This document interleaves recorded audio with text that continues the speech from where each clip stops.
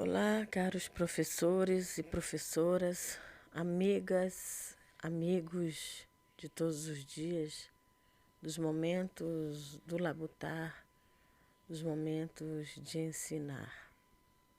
A todos vocês, venho nesta simples e singela homenagem lembrar do nosso ofício, que na verdade é difícil. Somos um grupo favorecido de conhecimento, capaz de levar entendimento a todos e a todas. Alguns de nós,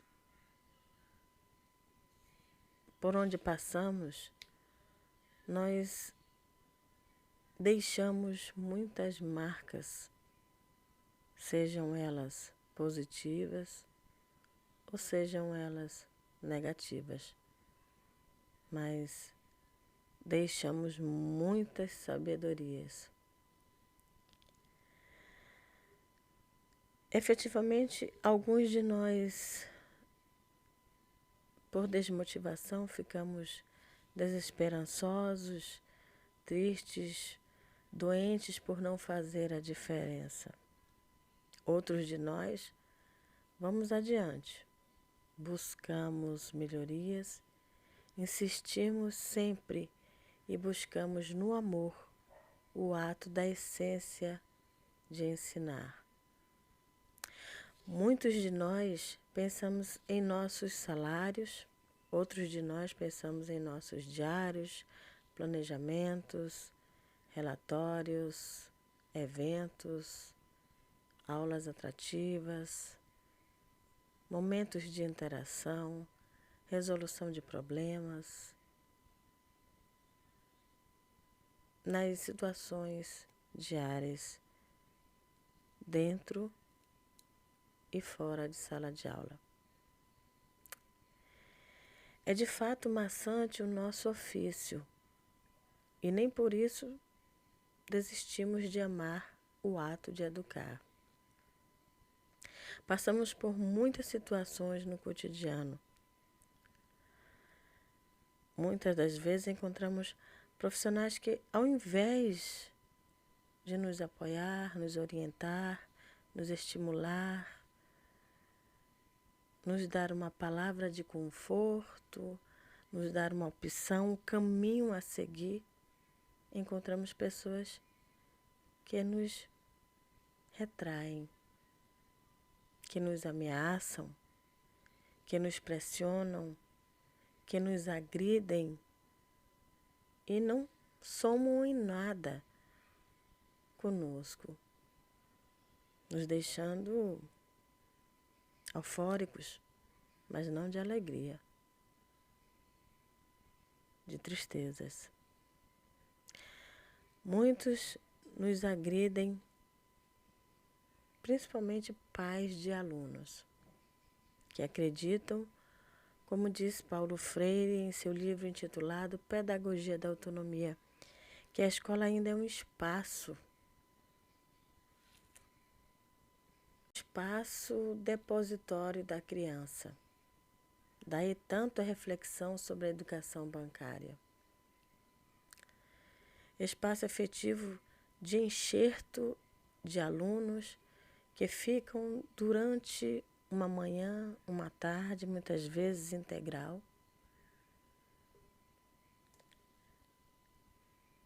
esperneando, bagunçando, não interagindo nas atividades, porque não querem.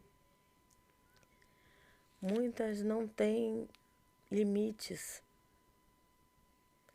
e que trazem da própria casa hábitos de uma educação desestruturada, sem noção do que é que necessitamos aprender para levarmos para a vida. O professor, a professora, tem que usar de diferentes metodologias. Tem que ser autônomo, tem que trabalhar com cada aluno de forma diferenciada, porque, aliás, somos todos diferentes. Mas ainda assim temos colegas que tampouco fazem diferença a diversidade em sala de aula. Para estes, penso que a mentalidade é: vou fazer somente o que posso. Só falta um ano para minha aposentadoria. Mando tarefas na lousa e sempre é bom um grito de senta menino, senta menina, não vira para o lado. Senta, faz silêncio, não conversa, não aponta lápis, não come borracha, não pode ir ao banheiro e assim por diante. Por um outro lado, temos colegas super profissionais que fazem do seu dia de trabalho um dia de excelência, que chegam cedo em seu ambiente de trabalho, que acolhem, que oram com os seus, como canta Padre Zezinho, orar ajuda a fazer bem. Que apresentam conteúdos, porém que mostram o objetivo dos mesmos, principalmente para a vida desta criança. Temos profissionais da educação, professores, que vão para a portaria aguardar os alunos, porque o gestor ainda não chegou e alguém tem que fazer o trabalho. Mas ainda assim são mal vistos, ainda assim estão puxando o saco. Temos profissionais que mostram a importância que a escola, como instituição física, ainda forma jovens para transformar o mundo que vivemos para um mundo melhor. Muitas escolas falam sobre a inclusão, independente de qual seja, das pessoas com deficiência, da inclusão da tecnologia como uma nova metodologia de ensino, porém ainda pouco intensificada ao professor. O que observamos é um profissional que necessita trabalhar 2 horários, ser o famigerado bombril, pois é 1001 utilidade. O mesmo se quiser entender um pouco sobre diferentes deficiências, tem que buscar conhecimentos extras com sua própria vontade e com o salário que ganha, investir incansavelmente para que seu trabalho possa haver progressos. E nós sabemos que o professor é um ser humano como qualquer outra pessoa, que tem uma família, que precisa dar um suporte, que precisa sustentar, que também tem filhos que precisam ir para a escola e que precisam também ter investimento, e isso sai do bolso do professor.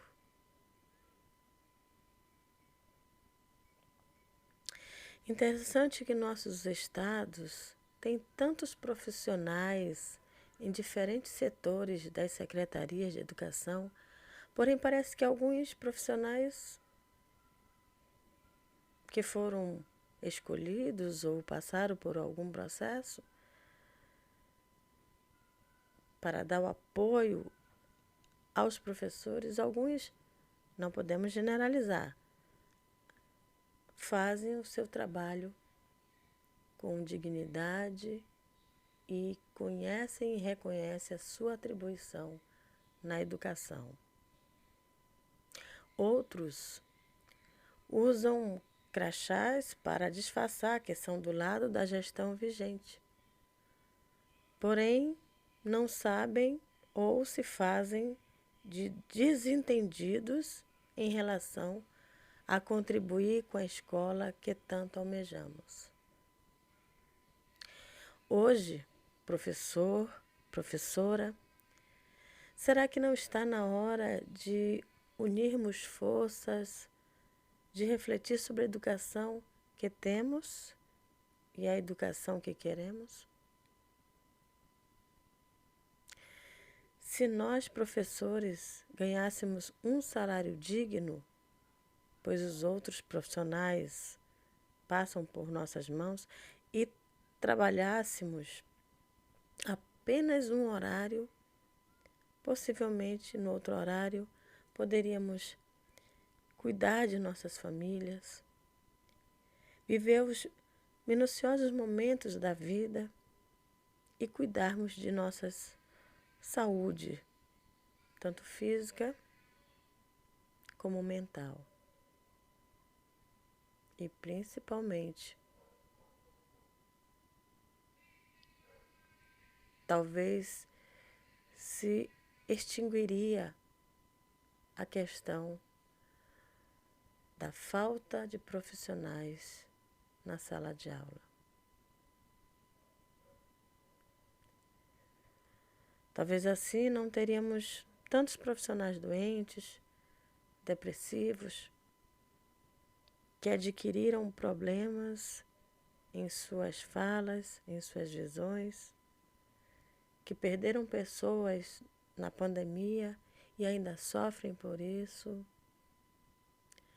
Profissionais que adquiriram dívidas porque aumentou-se tudo na atualidade e precisam sobreviver.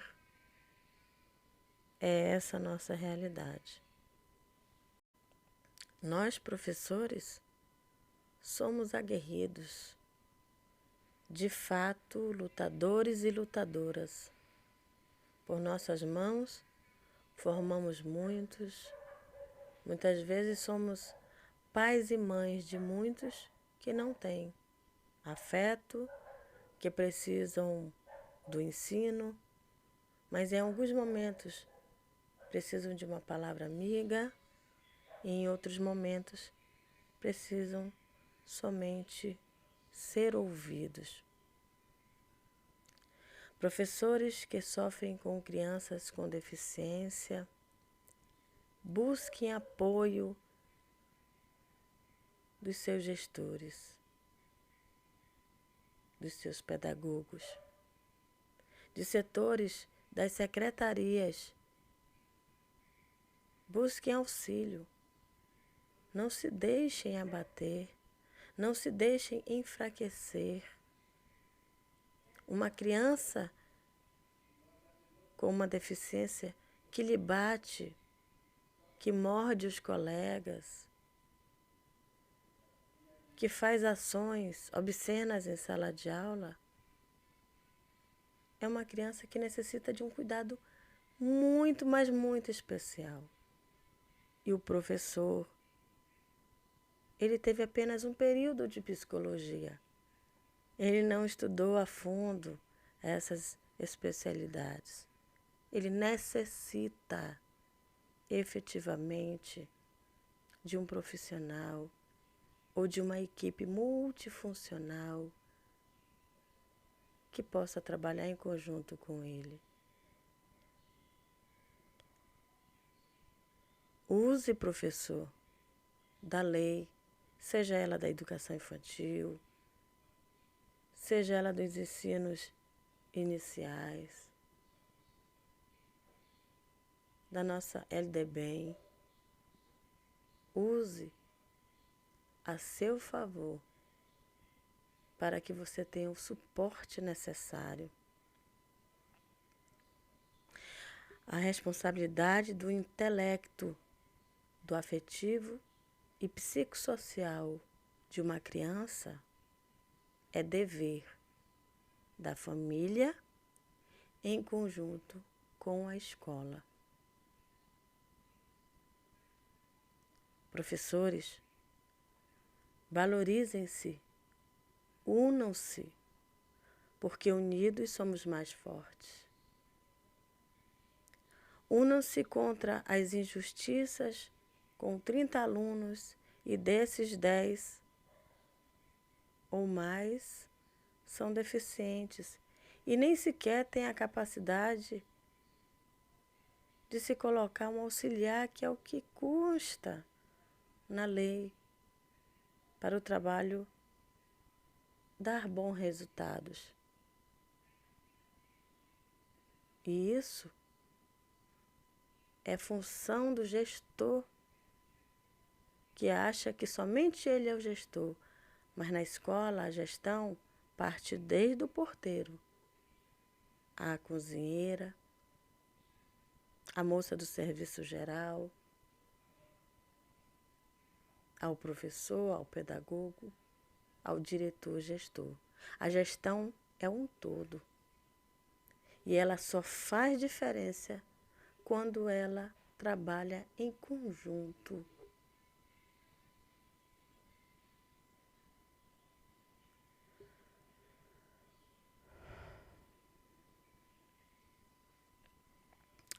Unam-se para combater os discursos de opressão e pressão que existe na escola,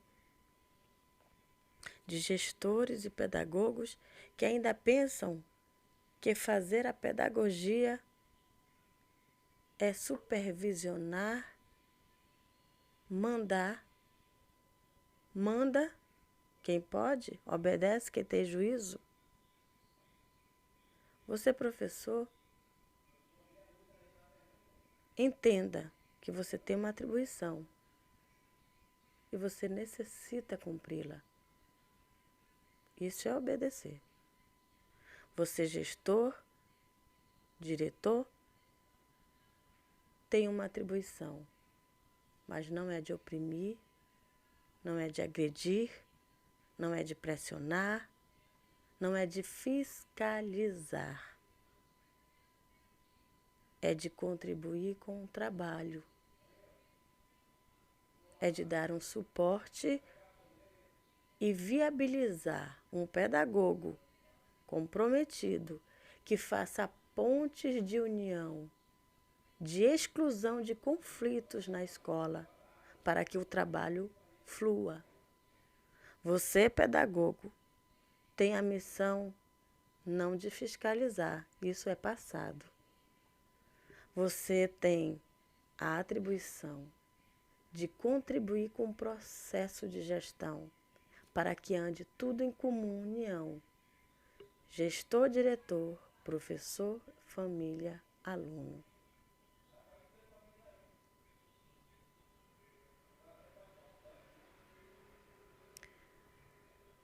Na escola hoje existe uma gestão que deve ser gerida por todos os profissionais, sejam eles professores ou não. Devemos seguir com respeito, colocar as práticas dos pilares da educação à frente do nosso ato de educar.